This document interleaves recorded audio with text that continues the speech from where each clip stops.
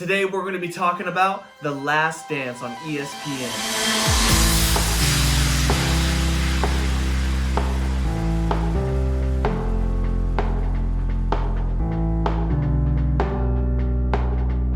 Hey guys, make sure to subscribe, hit that bell, and smash the like button. Well, hey, The Last Dance was released just now on ESPN, and I couldn't wait every single week to watch every single episode. Growing up with Michael Jordan, thinking that he's the greatest basketball player that has ever lived, and having many arguments with every single millennial that's around me, Michael Jordan is the best. And this just blew my mind, going back in time, watching everything that he did in his career. And make sure to let us know what you guys thought about it Yeah. down in the comment section so we can see what you guys are thinking about it. Well, like I said, The Last Dance was absolutely amazing to watch and just enjoyed every single moment of it. It was so fun to see the backstories of all that went on with the Bulls for the entire time. And I love the story of Michael Jordan, knowing that his sophomore year, he gets cut from his team, his high school team. We're talking about Michael Jordan here. Gets cut from his team. His varsity team. He gets He cut. still played JV. He still got cut.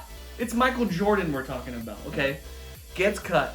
What did that do to him? That put a fire in his bones to be even better at what he gets to do. I really believe that moment was the moment that everything shifted for him. I'd say I love to see how Michael Jordan's parents reacted when he got cut. Because a lot of parents nowadays, I am a youth basketball coach, Yep. so I have to make cuts every single year. And I get countless parent emails asking me why I'm such a dirtbag and why I'd ever do that to their kid, because their kid's the next Michael Jordan or the next LeBron James. And seeing that when he went home and told his mom's like, so what are you gonna do about it? Yeah. It wasn't like, oh, poor baby. Yeah. You know, we're gonna write up an email right now and let him know how he felt. It was well, you better get your butt to work. Yeah. And make the coach put you on the varsity team next year. So right. Yeah, today is a different world from then. So Michael Jordan ended up going to North Carolina University out of high school and had a great career there. Yeah. It was wild. He was so good in college. And he got so much better every single year. I feel like every day he was getting better. They just showed like his first year there, freshman year, sophomore year, junior year. And then he decided to go into the NBA, right? Yeah. So he got drafted by the Bulls in '84, and you could just tell he was amazing from the beginning.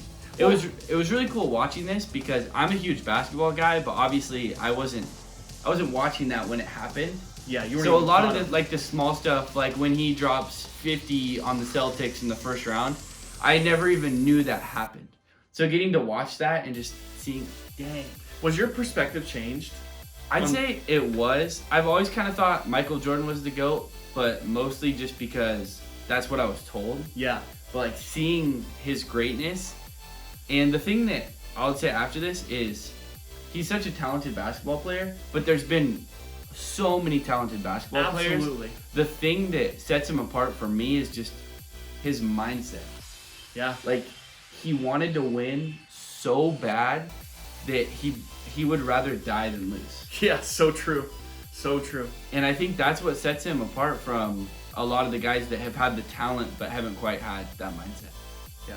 It must have been tough for him not to win a championship pretty fast with the Bulls because he came into a team that was terrible, right? Yeah. Like they were not good. They had a history of not being good at all.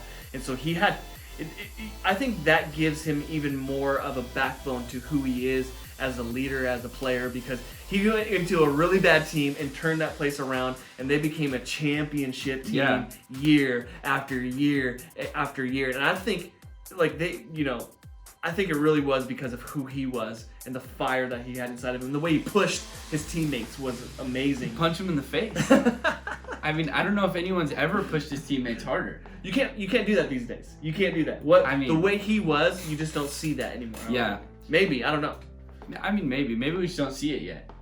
Maybe. I'm sure. I heard that they filmed Kobe's last season the same way that they filmed the 97-98 season. Oh. And I would be really interested to see that. Yeah, that would be exciting to watch for sure. Another thing about this documentary is it could not have come out at a better time for them to get great ratings. I mean, obviously it's a horrible time with everything that's going on in the world. Yeah. But anyone that even somewhat likes any kind of sport was dying. watching this. Yeah, I mean, they're all golf dying right now. fans were watching this. Anyone was watching this because it's sports. And we haven't been able to see sports for so long. So true. And it was just such a well-made documentary that once you watch the first episode, it was, I can't wait for the next one. I can't wait for the next one. It's crazy to me that they waited so long to even release this thing. Well, I heard that they had waited a long time because Michael Jordan was worried about people just thinking he was a diva. Oh, yeah, for sure. Yeah, I can see why they would think that he was, because he was crazy. Yeah, but I think it's made people respect and love him more. 100%. And you know who it did not make people love and respect more? Jerry Krause. Ooh. I have a hard time believing that anyone besides his family loves him right now. Jerry Krause, that whole storyline of what he did, like, you're literally on top of the world. You have the best team that's ever been. And you're just going to dismantle it like it doesn't matter? Like, that's not what the team is about. The team is about the team. I'm sorry. But management, all that stuff, they don't play basketball. Yeah. Yes, they find the players, they get them in there, all that kind of stuff is very important. But if it ain't broke, don't fix it. That's what I say. You know what a good example for this channel of what he did would be? It'd be like if Kevin Feige would have just fired Anthony and Joe Russo after Infinity War. They'd have just been like, Anthony and Joe, you're gone. Robert Downey, you're gone. Chris Hemsworth, you're gone. Chris Evans, you're gone. We're fighting all new people. And we'd all be like, why are you doing that? These are the greatest people at what they do. But it'd be nope, because I'm Kevin Feige, and because I'm Jerry Krause, and I know what I'm doing, and it's time to rebrand. Like, why would you take apart the greatest team in history? Ever.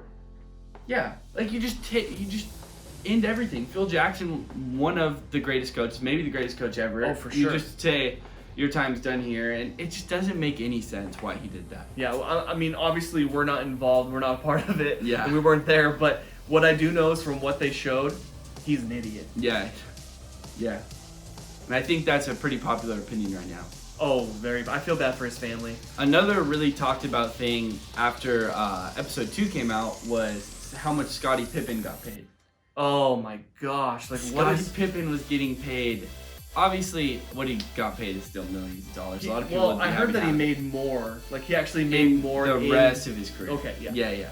But his first contract, he was getting paid. I think it was Nothing like compared about to $2 million a year or something. Which was, I mean, that's a lot of money. I would take $2 million Yeah, a to year. put it in perspective, like Steph Curry makes over $40 million in one season, and he wasn't making a third of that in like 10 years. And he's literally the second best player out there. Yeah, I mean, he was the second best player on the in team that moment, for sure. on that team. Hey, let's talk about Dennis Rodman though. Well, that dude is a character. I always knew he was a character. I kind of feel bad for him though, because I look at him and I go, man, he's crazy, right? Like that's the way I see it. But the dude was just hurting. Like he just, there was something deeper than we can all see. Like when he took off to Vegas and just disappeared. That was awesome. And Michael Jordan literally had to go get him. Think about how valuable that is. The greatest basketball player of all time was hunting him down through Vegas. Like he literally found him in his hotel room and was like, time to go. It's so cool to watch Dennis Rodman because he didn't have a good life. He didn't really have a lot of background when it came to playing basketball, and he somehow got an opportunity to go play in college because someone saw him play. Yeah. And then he ends up in the NBA and is one of the best rebounders there's one of the ever best been. role players of all Role time. players. Like he knew his role. Maybe the best role player of all time. And I appreciate that about him, that he didn't try to own the court. He knew his role. Yeah.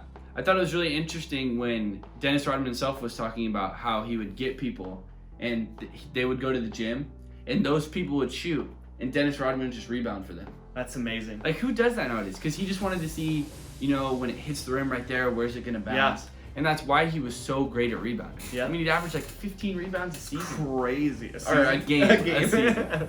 Which is just insane. And you That's don't see wild. people that want to be like that great at their role nowadays. Yeah. That's it. So true. You see a lot of scorers and a lot of people that'll go to the gym for countless hours to put up shots or Get work that on their shooter, one-on-one moves. But Yeah. I don't know if there's a single player in the NBA right now that gets his buddies and goes to the gym and works on his rebounding. Yeah, so true. It's insane. I've never seen anything like that. Dennis Rodman is a stud. Absolutely loved it. Let's talk about Pippen for a second there. When Jordan retired, right, Yeah. and went and played baseball, Pippen was kind of like the leader of the team. Yeah.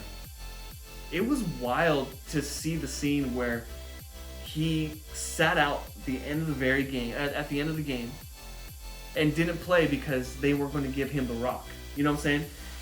We're going to give it to Kukoc, not you, Pippen.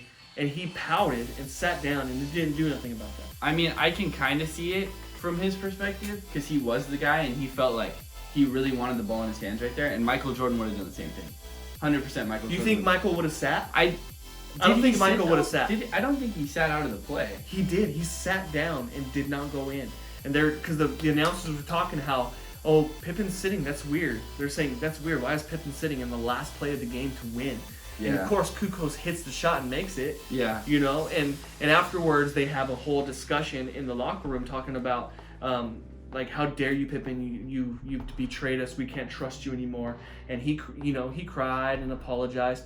And in that moment, everything changed. But when they interviewed Pippen, he responds with, "If I could do it all over, I would do the exact same thing." And I'm like, bro, you saw the outcome, and if you would do it all over again, you're still not being. Like, in my mind, he's not being a team player. I didn't like it, personally. Yeah. I want to talk about when they talked about the dream team. Ooh.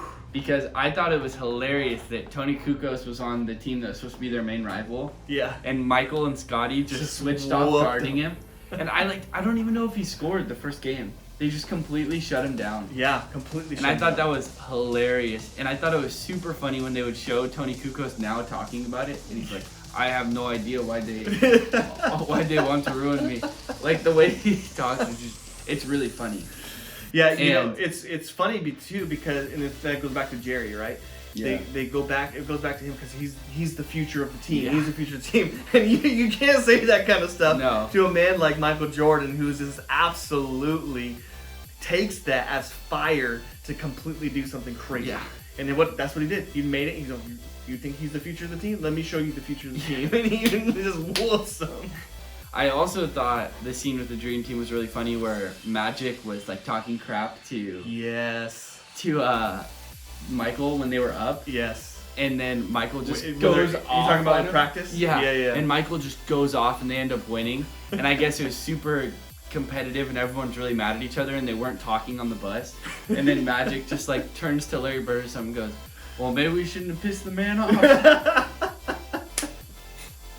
I thought that was hilarious. That was so funny. You get to practice, but I don't even think if it mattered to Michael whether it was a practice or there was an exhibition game where someone talked trash to Michael and he dropped 50 on him. It doesn't matter if it's the championship or if it's practice. Yeah, he wants to be the best. He just wants to win. He wants to be, and that's kind of drive I personally want in my life. Yeah. With everything that. And I think you look at players like Michael that had that or Kobe Bryant, and you think, like, even Kobe was successful at business after. Yeah. And you think they're going to be successful at anything they do. If Michael Jordan, he went and was going to be a good professional baseball player. Yeah. Like, the GM of the team said he was on his way to be a good player. On his way. When he hit, he had 13 game hitting streak right away. But then they started throwing him breaking balls. They started throwing some breaking balls. He didn't know what to do with that. Yeah.